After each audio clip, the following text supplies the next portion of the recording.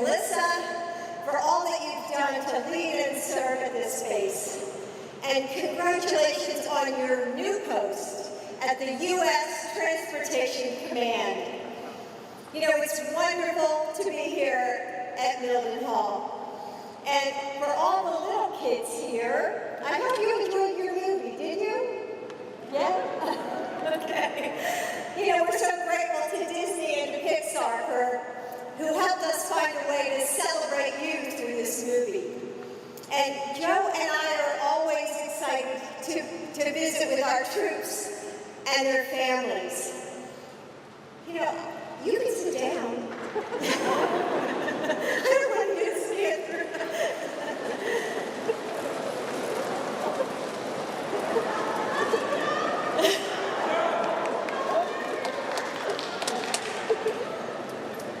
Joe, pay attention.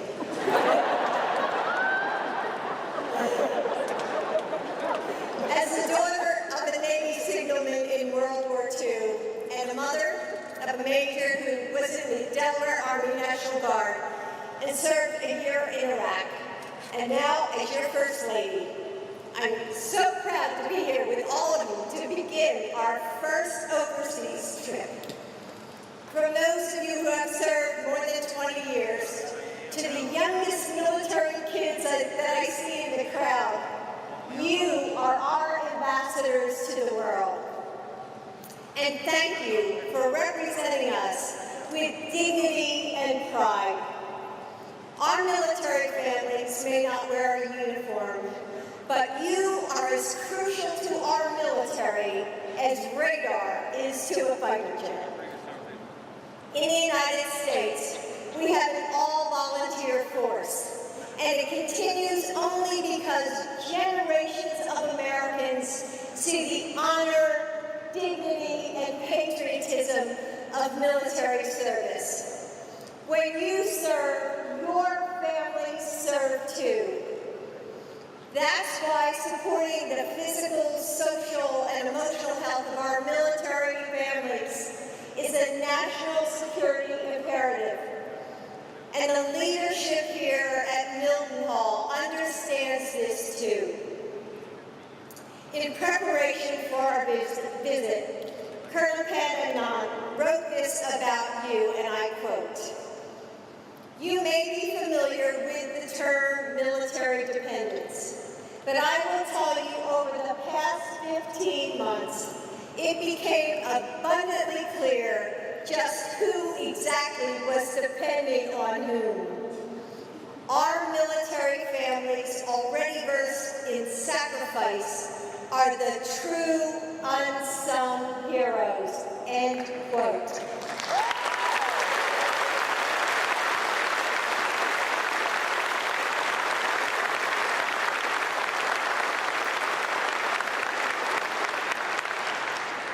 And the Colonel's right. You are heroes, and you're Commander-in-Chief, and I believe that as well. And that's why supporting you is so personal to us and one of my top priorities. Through our White House initiative to support military families called Joining Forces, we're going to work on military spouse employment and entrepreneurship, make sure that you can get quality child care when you need it, and provide the education that your children deserve.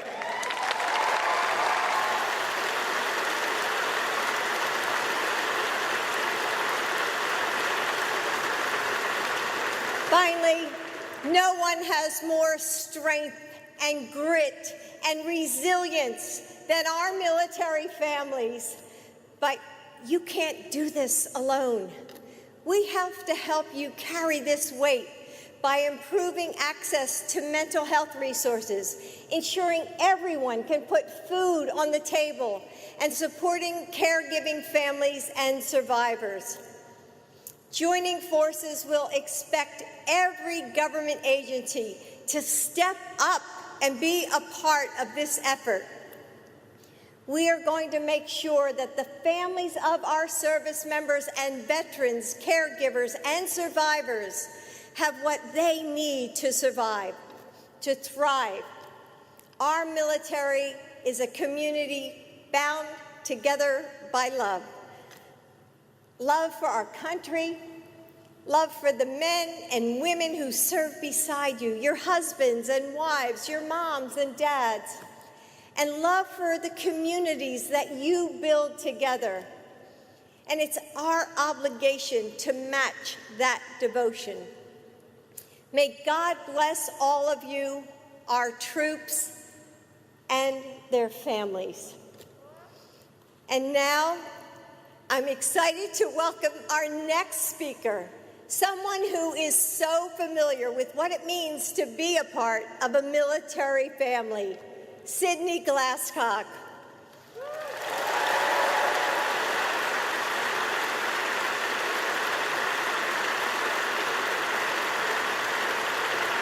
Sydney, I know growing up as the child of 2 service members comes with challenges, but it's also helped you to become the person you are today, someone with a broad and beautiful perspective of the world who is able to weather change and uncertainty.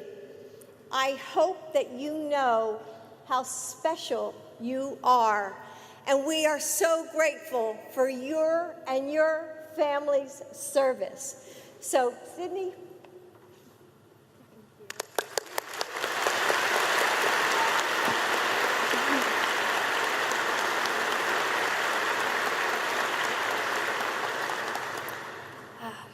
Thank you, Dr. Biden, for the introduction, all the support you've shown for our military families, and your amazing words tonight.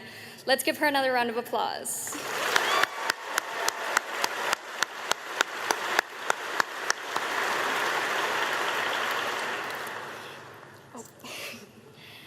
Good evening. I'm Sydney Glasscock, and as a military child for my whole 14 years, I can appreciate what the words military family really mean.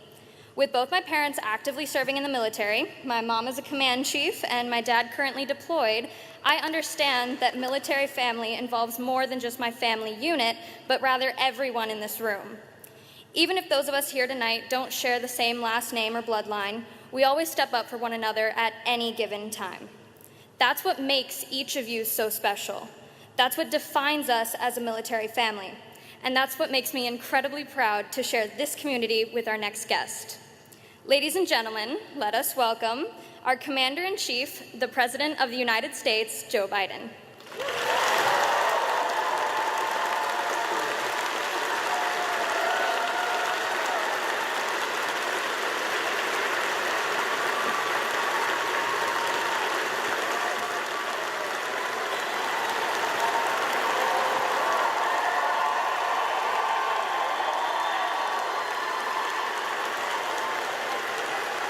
Hello, Mildenhall. Colonel, thank you for that introduction and your service leading this team in such a difficult time. Because we know that there's a whole family who serves. I also want to thank Melissa. I know your next assignment as U.S. Transportation Command starts soon. So congratulations and thank you, thank you, thank you. And Sydney, you're 14 years old. When I was 14, if you, please, at ease. I keep forgetting I'm president.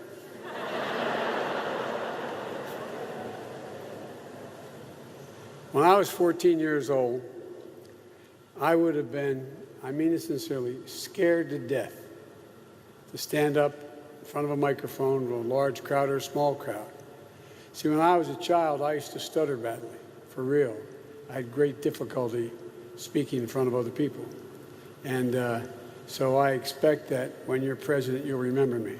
You'll remember me. You're really quite a polished young woman. Thank you. You know, it's got to be hard to have your dad deployed in Afghanistan, and I also know how proud you are of him and your mom, Chief Master Sergeant, for being part of the leadership team here.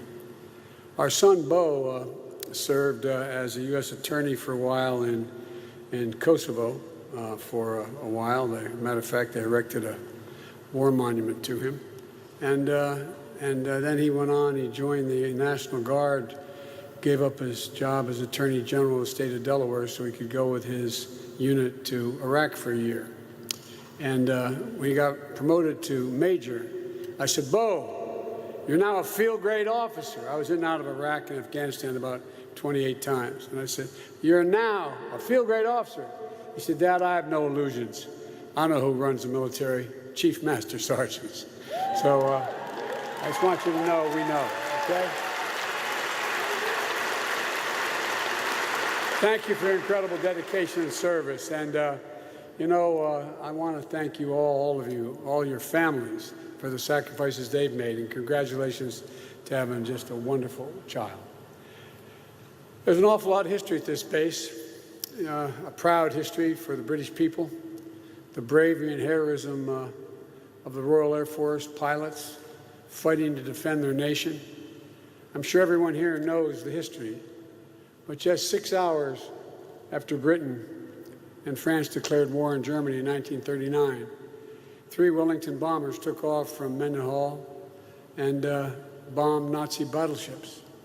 And over the course of World War II, out of this base, the RAF bombers dropped nearly 28,000 tons of bombs on Nazi Germany, flying more than 8,000 sorties. This base has been a significant source of British air power, a proud, proud history of a proud nation. But I also know there's also an awful lot of American Air Force pride in this room tonight. World War II was when the U.S. Army Air Force formed the 100th Bombardment Group. And by the way, just so you know, although my uncle, who was killed in World War II in New Guinea, was Army, he was the Army Air Corps. He got shot down in a reconnaissance flight. And he's looking down and thinking all these years, my God, what this Air Force has become. It's incredible. The 100th also ran more than 8,000 sorties into hostile territory and supported operations from D-Day to the Battle of the Bulge, where another uncle of mine served. And when they first arrived in the UK in '43, the unit took such heavy losses, it earned the moniker that has been passed down to this day, the Bloody 100th, the Bloody 100th. So let me hear it for the 100th Air Refueling Wing, AK known as the Bloody 100th.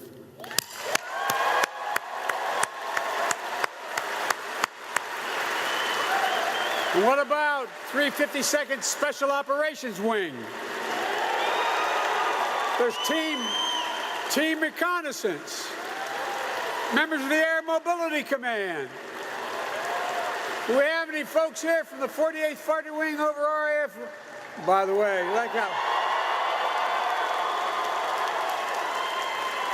I think maybe the 501st Combat Support Wing from RAF Alconbury. And this may be a historic first for an Air Force base, but I hear there just might be a few members of the United States Army here tonight with us. Come on, man. To all you airmen and soldiers, I want to say thank you. We owe you.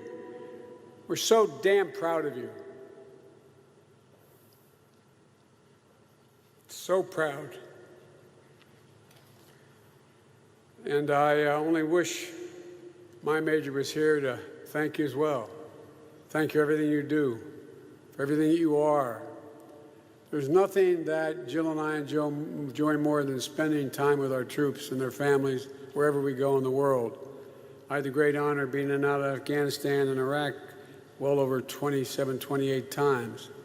I think Jill's the only second lady in American history that's gone into a war zone, into Baghdad with me as well. You're the best of our country. That's not hyperbole.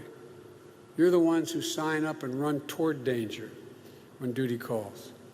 Less than 1% of Americans make the choice that you make, that you made. But the rest of us, the other 99% of us, we owe you. We owe you big. I've long said that as a nation, we have many obligations, but we only have one truly sacred obligation. Only one. And that's to properly prepare and equip the women and men we send into harm's way and to care for you and your families both while you're deployed and when you come home. And now that I have the incredible honor of serving as your Commander-in-Chief, I believe that even more strongly. You know, and I want to give an extra special thank you to all the families. As you heard from Jill, we Bidens are a proud military family. We know there's not just the person who wears the uniform, who serves. The whole family has to step up. The whole family makes sacrifices. There was a famous Irish poet who said, "They also serve who only stand and wait." I watched all those months Bo was in Kosovo, and then I watched all those that year he was in Iraq. She would stand at that sink leaving for school, drinking her coffee, and I could see her lips moving, saying that prayer, hoping that car never drove up in front of the house, hoping you never got that phone call. That's even more true this past year during the lockdowns and safety precautions to curb the spread of COVID-19. Everyone in this room knows that our military families are essential to our strength. It's the key reason Jill relaunched Joining Forces, to make sure we're doing everything we can to support our military spouses and children and their mothers and fathers as well, just like they support all of you. You know, you not only did an amazing job keeping COVID-19 under control on the base, you took care of each other and your mental health throughout the initiatives like your spouse-to-spouse connection and your wellness advocacy team. Thank you. Thank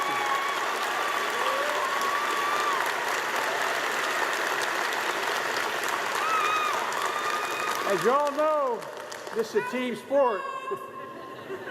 And my mother would kill me if she were here. She said, "Joey, I should have turned around and apologized for my back to you. I apologize. But I haven't figured out how to turn a 360 yet." But folks, thousands of hours spent volunteering to make sure everyone got through this. It was so important. I know that these last 15 months added a lot of new pressure, but all of you rose to the task together as one team, Team Mildenhall. And you never let up on your mission. And I'm so proud to be here with all of you to kick off my first overseas trip as president. I've been in and out of here many, many times. I've visited well over 100 countries as president or chairman of the Foreign Relations Committee, or as vice president or chairman of the Foreign Relations Committee.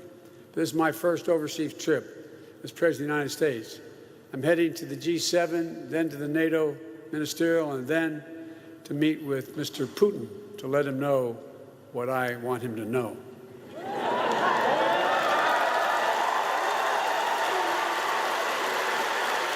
And at every point along the way, we're going to make it clear that the United States is back and democracies of the world are standing together to tackle the toughest challenges and the issues that matter most to our future. That we're committed to leading with strength, defending our values, and delivering for our people.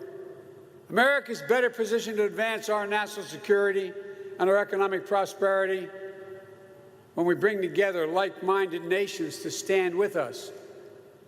These nations that have shed blood alongside of us in defense of our shared values. Our unrivaled network of alliances and partnerships that are the key to American advantage in the world and have been. They've made the world safer for all of us. And they are how we are going to meet the challenges of today, which are changing rapidly. We're going to meet it, though, from a position of strength. Our alliances weren't built by coercion or maintained by threats. They're grounded on democratic ideals, a shared vision of the future, and where every voice matters. Where the rights of all people are protected. It's the same reason so many of you signed up to serve, to proudly defend and honor the democratic values that are the wellspring of our national strength. If our British friends will excuse me quoting the Declaration of Independence, America is unique in all the world, and that we are not formed based on geography or ethnicity or religion, but on an idea. An idea. The only nation in the world founded on the notion of an idea. We hold these truths to be self-evident, that all men and women are created equal, endowed by their Creator with certain inalienable rights, including life, liberty, and the pursuit of happiness. We mean it. No nation can defeat us as long as we stick to our values. It's our American creed. It's what makes us who we are, and it's what draws friends and partners to our side. And for hundreds of years, American patriots have fought and sometimes died defending those values. Folks, look, I'm often quoted by the press as saying, America leads not by the example of its power, but by the power of our example. All of you, our service members stationed around the world, you are the solid steel spine of America, around which alliances are built and strengthened year after year. These partnerships have hardened and have been hardened in the fire of war, and generations of Americans and service members who fought them, like the original Bloody 100th and those RFA pilots and their shared mission in World War II, flying, fighting, winning, was done together.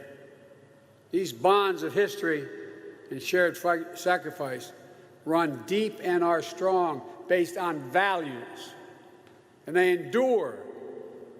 The connections and camaraderie between our troops, this community of American citizens stationed in the UK, U.S. visiting forces and families, 20,000 strong, are not only warriors, you're diplomats and you're bridge builders.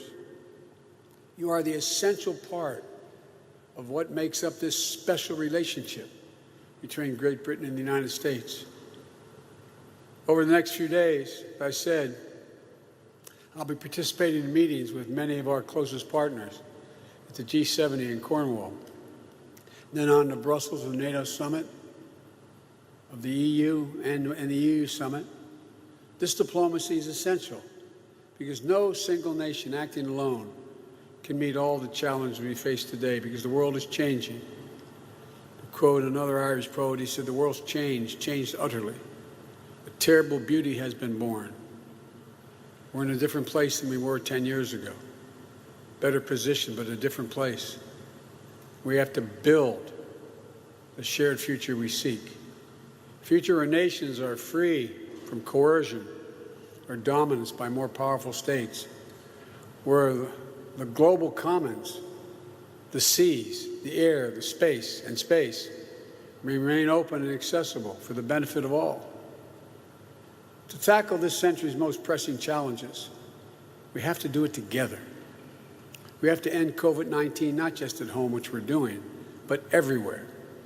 There's no wall high enough to keep us safe from this pandemic or the next biological threat we face, and there will be others. That requires coordinated, multilateral action. We must all commit to an ambitious climate action if we're going to prevent the worst impacts of climate change, limiting global warming to no more than 1.5 degrees Celsius, and lead the global transition to clean energy technology. You know, when I went over in the tank in the Pentagon, when I first was elected vice president with President Obama, the military sat us down to let us know what the greatest threats facing America were, the greatest physical threats. This is not a joke. You know what the Joint Chiefs told us the greatest threat facing America was? Global warming. Because there'll be significant population movements, fights over land, millions of people leaving places because they're literally sinking below the sea in Indonesia because of the fights over what is arable land anymore. With the G7, we plan to launch an ambitious effort to support resilience and development around the world by investing in high-quality, high-standard physical, digital, and health infrastructures. We have to make sure that new technologies and norms of conduct in cyberspace are established, including addressing the growing threat of ransomware attacks. They're governed by our democratic values, not by the autocrats who are letting it happen. These are all critical national security issues in 2021. We're going to be driving this agenda together with our G7 partners. In Brussels, I will make it clear that the United States' commitment to our NATO alliance in Article 5 is rock solid. It's a sacred obligation we have under Article 5. The U.S. and the U.K. are both founding members of NATO, the strongest military and political alliance in the history of the world, and that's not hyperbole. Our troops have stood shoulder to shoulder around the world, including serving bravely in the mountains of Afghanistan for the past 20 years. Our NATO allies have had our backs when it mattered, just like we've had theirs when it's mattered. And now we need to modernize our alliance, investing in our critical infrastructure, our cyber capabilities, and to keep us secure against every threat we faced over the last decade and the new challenges we're about to face as well.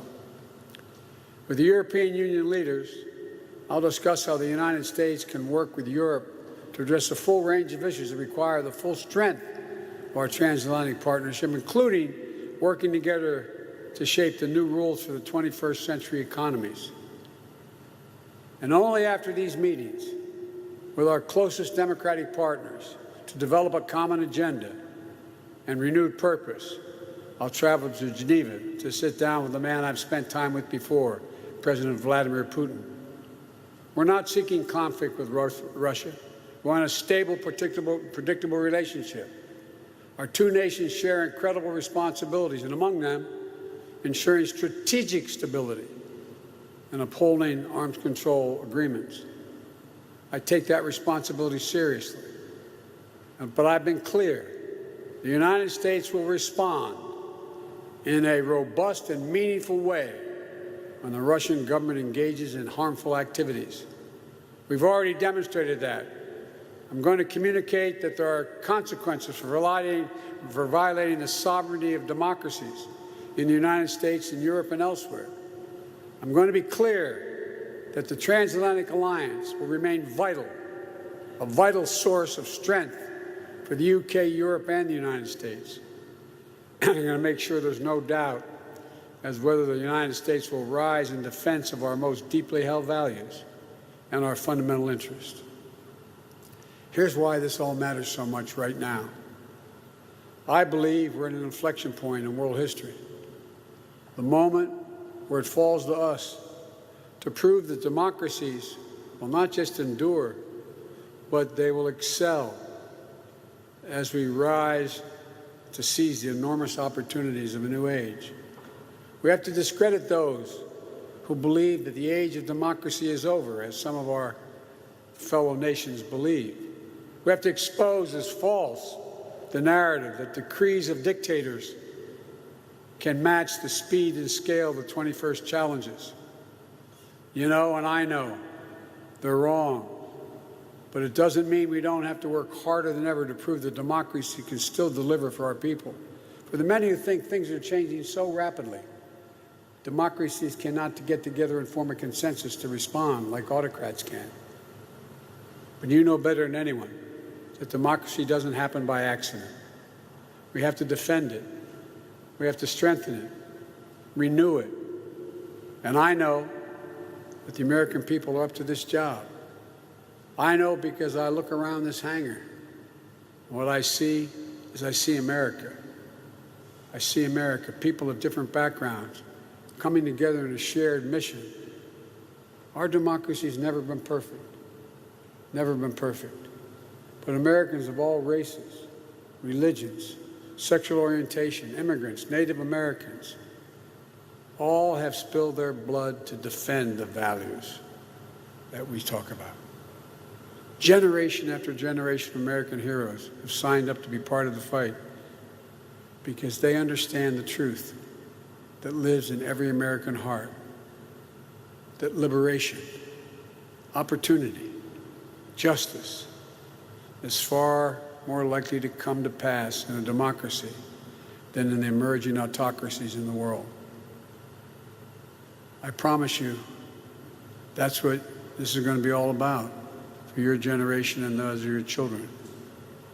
And here's what else I know beyond a doubt. There's not a single thing, nothing beyond America's competence to accomplish when we do it together, when we do it as one people. You're proof of that. You're proof of that every single day. Your bravery, your decency, your honor, your commitment to duty. You can send more fuel through a boom of a KC-135R in 8 minutes than a civilian gas pump can pump in 24 hours. And you do it in midair. That's all a normal day for this team. So don't tell me we can't win our race to the future across the board. We're the country that cracked the physicals and the physics of human flight, then crashed through the sound barrier, then put a man on the moon and flew a helicopter on Mars. I could go on and on and on. There's nothing beyond our capacity. So I want to thank you again for welcoming Jill and me today. It's great to be here in the UK, but it's greater being here, seeing you first. Seeing all of you is the best possible way to start this trip. But let me end where I began, by saying thank you. I mean it from the bottom of my heart. I give you my word. Thank you all for what you do. Thank you all for your understanding that we're a nation based on values. Thank you all for protecting us all. May God bless you all, and may God protect our troops. Thank you, and God bless.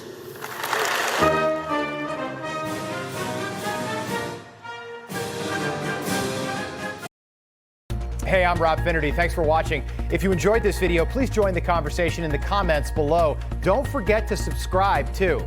Hit the bell icon to be alerted to breaking news. And remember, there's a whole lot more on Newsmax TV, America's fastest growing cable news network. Newsmax TV, where real news for real people.